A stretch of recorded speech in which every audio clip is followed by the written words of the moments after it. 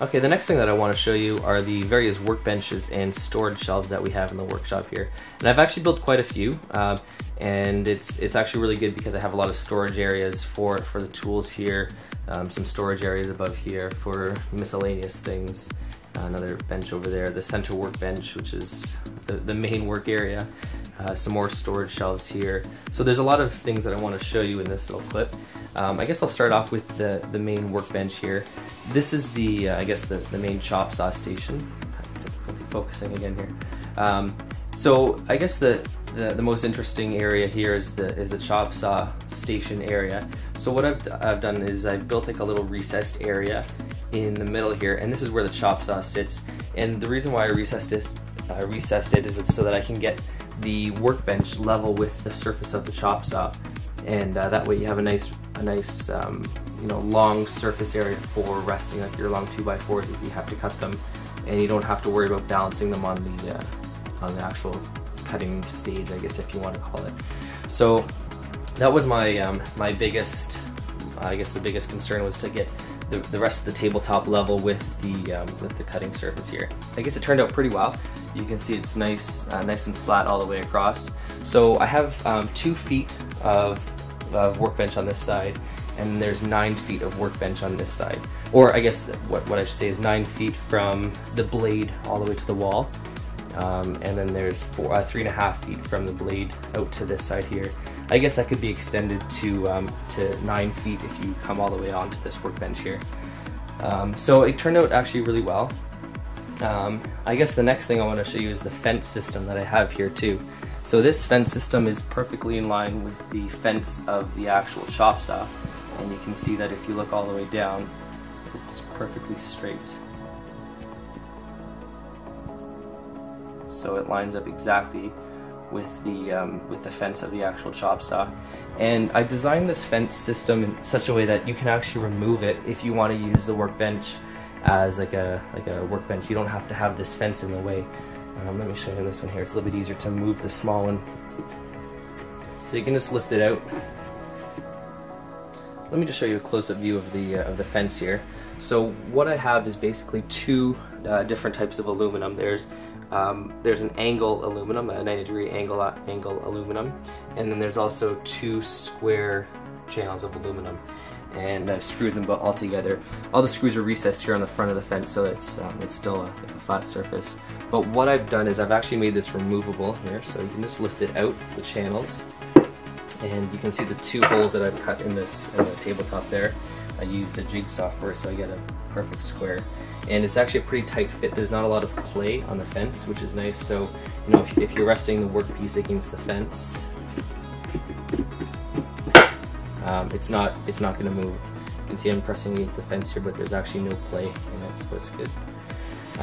So yeah, what I've done is I've notched the angle, I guess the angle channel of aluminum, and I've inserted that square aluminum into it, and I've bolted it together on both sides there. And it gives a nice tight fit too, and it's a pretty nice fence system. It took a little bit of time just to, you know, get it all precise and everything, but it's actually pretty effective. So, you know, if I need to use this space or something, I can just remove it, and I don't need to worry about a fence getting in the way. Same with this side over here. It's a little bit harder to take it out with one hand, but same thing. It's also removable too. I can just lift it out. You get the idea. But anyways, yeah. So this fence system is removable, and I don't need to worry about having you know, having to rely on this small fence here for cutting a piece. I can actually rest along the entire fence all the way along here too. So that's I guess that's the chop saw area. If you look at the back here, I just cleared the plug with the arm here. When I swing the arm out, if I had put that plug any lower, I would have been in trouble, but it just clears it, and so I got lucky there. I guess on this side here, I'll show you the storage area now for the tools. I measured this area so that I could fit those 4 blue tubs underneath, and what I did is I just wanted to have the storage for, we have some miscellaneous tools and stuff under there, little small parts and components, So I wanted to have those 4 tubs stored underneath. So I measured it 4 and I put the support in the middle, and then whatever tools we had extra I just put on the shelf above. This is initially where I wanted to have the that swing under shelf for the lathe. Again, it didn't really work, and I didn't really need it there because we have all these extra tools, so I wanted to have them stored away somewhere, and that lathe would have gotten in the way. So this is actually a lot better. I was thinking about putting some doors on in this area as well, just to keep the dust out, but you know, everything is in tubs and cases, so everything is pretty well sealed away from the dust, so it doesn't really need it. But yeah, that turned out nice as well. For the actual tabletop surface, I used the 3/4, this is 3/4 inch plywood, and it's a nice finished surface as well. A little bit more expensive, but it's a very nice effect. For the shelves underneath, I just used the cheap 1/2 inch plywood. Okay, and then the last area I want to show you here is that soundproofed, I guess, or sound dampened storage area underneath. And this is where I have the compressor and the shop vac. So what I've done is I've made 2 large doors here. They're hinged as well, and the reason why everything is so beefy is because the doors are actually pretty thick. So I've made it as wide as a 2x4 here. The reason for the thickness is because I have sound insulation in the entire cabinet, and I have some sound insulation within the door here as well. So it is pretty thick, but it's pretty effective. I'll show you in a second. So I have the air compressor under there, and the shop vac over here. I'll get into those in another video, but just so you can see exactly what we have going on here. These doors swing right open as well. So there's easy access to get into the bottom unit there if you need to pull the shop vac out to empty it or something, or drain the compressor from the condensation. So here, let me just do a test here to show you. I'll turn the vacuum on to show you the amount of sound created, and then how much sound is dampened when the doors are shut.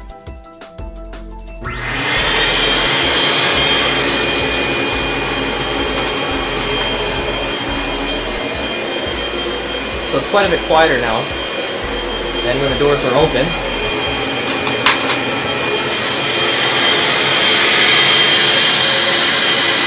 So it's actually a lot better.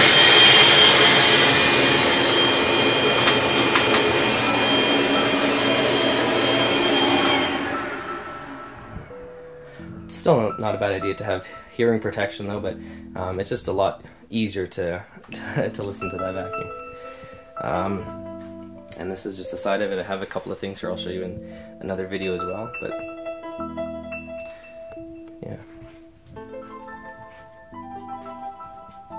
So that's that first workbench. Okay, the next workbench that I want to show you is this back workbench here. This is another work area that we have. These cabinets actually came from our other house that we moved from, and they don't sell these cabinets anymore, and we really like them, so we took them down and brought them here. We got these in, I think, Home Depot in the States, and they don't sell, they didn't sell them up in Canada, but they only had them on the market for about a year. But they're really nice because it's like a, I don't know, like a wood plastic material. I guess it's maybe a faced MDF or something. But the cabinets are actually really nice, good quality. The ones that they have now are, the quality is horrible. So that's why we brought them here. Handles are nice and everything. And it's a nice color too. So let me just show you what we have here. In this, we have 2 uppers, one on either side of the window.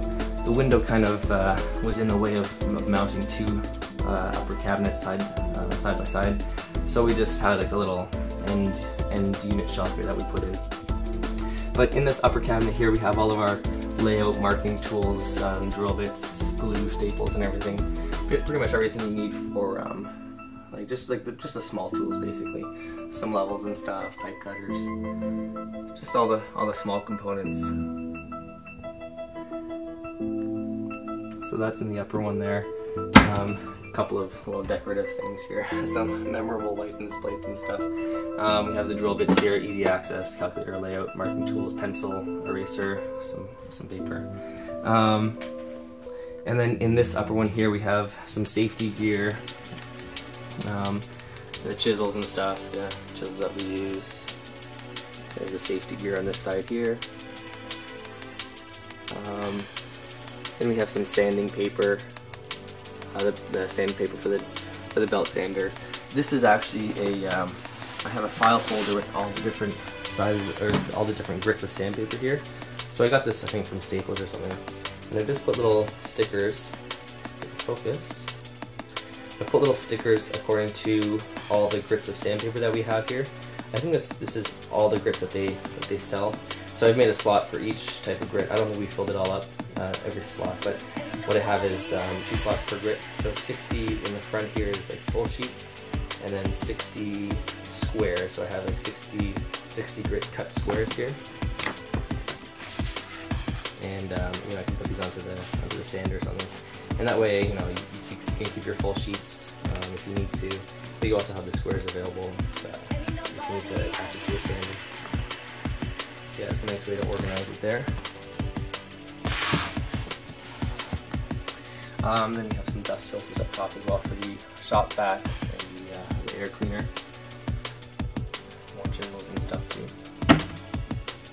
And just more storage in these cabinets too. I have my tool belt down there, some rotor bits and everything here.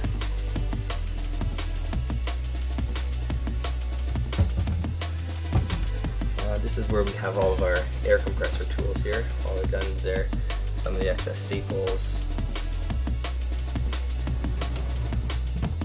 and then mostly just screws in here. So we have all the construction screws in here.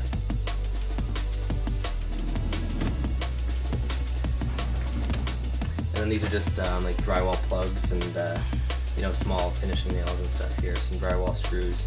All of our main screws are actually in this unit over here. We have I guess like a rolly cart. Focus again. We have a rolly cart with all of the different screws that we have here. So we start at the top with the round head screws, number 4, 6, and 8 round, and then 10 and 12 round. And then we go down to the stainless steel screws here. So we have all sizes of the stainless steel. And these are just the threaded screws. And then we get into the main, the tapered head screws. So size 6, and then 8, and 10, and 12, and 14. So it just goes progressively in the sizes there. It's a nice way just to keep them all organized in their sizes together. And you know, I can pull the cart out if I need to, just to clean in behind or something. So everything stays together and it's easily moved around if I need to bring them somewhere. Yeah, and then this last cabinet here, I have some of the table saw, I guess, tools that we just use here. Again, I'll just take this up to the table saw in the garage if we need to do a cut or something. I have a dado set over there, since we don't have the table saw in the workshop here, but everything is easily movable there. And then underneath, I told you in a previous video that I was going to put a computer in here for running iTunes and some music. So I'll show you this setup in a later clip as well. But that's where that computer is located. And the last thing I want to show you with this workbench here is just the tabletop surface. We actually got this surface here from IKEA, this butcher block surface. And we were going to make it ourselves, and then we were in IKEA one day and we saw it, and we're just like, you know what, we'll just buy that instead. And it's pretty nice. It's you know, it's nicely finished and everything. And we sanded it down a little bit and put a little bit of a smooth edge on the front here, just so it's nice to the touch. But it does the trick and it looks pretty good. So we went with that. Okay, so the next workbench that I want to show you is this center workbench here. And this is the main workbench that I typically use for all my projects so far. And it's a pretty simple design, I guess. It's basically just a square, or just a rectangle, and there's these 4 plastic legs on the side. And we got these legs from Home Depot, and it's basically just a heavy-duty plastic, and I guess like molded plastic. And you just screw, or there's a couple of screws that you use to attach the tabletop surface to these legs. And there's a couple of levels here. So it gives some nice storage space underneath and a nice working surface on the top. We have, again, a nice thick plywood on the top for the top surface, and then just the cheaper plywood underneath. But basically just make a little frame underneath here.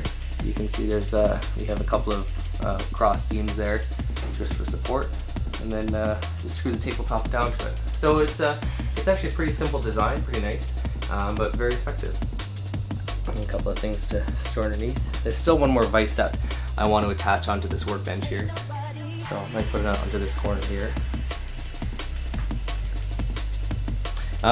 And then just in terms of the workbench plugs that we have on here, I was going to put 4 plugs. You can see there's a plug on this side here. I was going to put 4 of them, one in each corner, but I figured, you know, it's just, you know, one on each side is okay. Plus I have this this pull down cord in the middle here. You can pull it down and then you have another plug up here. So, you know, having 4 plugs on the corner is kind of unnecessary. So I just put the 1 plug on each side, and for a total of 2 plugs here. So this is the first one, and I ran the plugs with BX wire. So there's the BX wire running underneath, and it just goes into that box there. So I guess that's the first one on the circuit, and then it comes across and out to this one over here.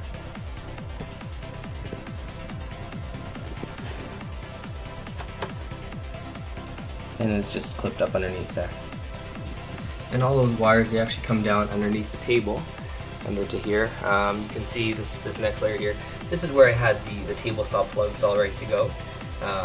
Again, I'm not using them right now because we don't have the table saw there, but the left one and the right one there, those are the switches for the vacuum that I would have on the table saw, and then that center one is the actual table saw plug. Just show you in the front here. Again, I have like the twist lock plugs. I'll get into the vacuum stuff later, but you can just see I had that all ready to go, all ready to mount, but you know, didn't end up going ahead with that. But that's alright, everything is ready to go if we wanted to go ahead with the table saw. But you can see underneath here how I ran all the wires, and then they all come down into the corner here and underneath the table. So you can see in the junction box here I have the black SOOW wires coming in. That's coming in from the wall there, and then going into the junction box, they terminate there, and then out to the BX, to the actual workbench. And then all the wires just come out underneath and attach onto the wall here. And so this is the area where I have all the I guess terminations, those twist lock plugs for the workbench, table saw, and the vacuum. And it's nice to have the SOOW wires here, nice and flexible, because I can just, you know, if I need to move the workbench over a little bit, the wires will just come with it. Nothing is hardwired, so it's nice in that sense. Okay, the last workbench I want to show you here is is a small, I guess, decorative workbench here. This was actually left by the previous homeowner, and it's not a bad workbench. It's a little bit dainty, I guess. So it's not one of the main workbenches. I'm just using it for some storage right now. I have some of my toolboxes in there and stuff. A couple of just miscellaneous things here. Just some of the lathe tools here.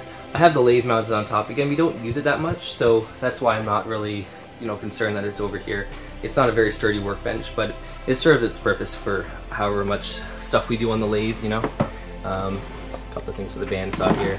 So just some miscellaneous things here. Some components for the big board there, and then instructions. So you know, it serves its purpose. It's got a clamp. It's got a vise on it on both sides. Again, one of those more decorative workbenches, but still nice just to have in the workshop here. So we have it there. And then the last thing I want to show you is just the 2 storage shelf areas that we have here. This first storage shelf area is more for lumber storage, so for cut-offs and stuff, and you can have full stock here. These the shelves are 8 feet long, so you can have full-length stock there. I just have a couple of cut-offs of pine trim and everything, some 2x4s, and then there's the more specialized wood up there. So it's just an area where I can store stuff, basically. I got some heavy-duty brackets from Home Depot, and they're screwed right into the studs here, and then right up into the actual shelf. And they're nice and strong, so all I needed was 3 brackets right across, and they can actually probably carry my weight, so I'm not too worried about how much lumber I put on there. And then this one over here, just above the chop saw station, I have some more storage areas. Right now I have the vacuum pipes there. That's if we had the the tabletop setup, I'd be using 2 or 3 of those pipes right there, just coming out of the vacuum port and then coming up to the workbench. But since we don't have it, I'm just storing the pipes for now. And then I also have the air cleaner up on that top shelf. Nothing up on that top shelf yet, but there'll probably be stuff there in the future.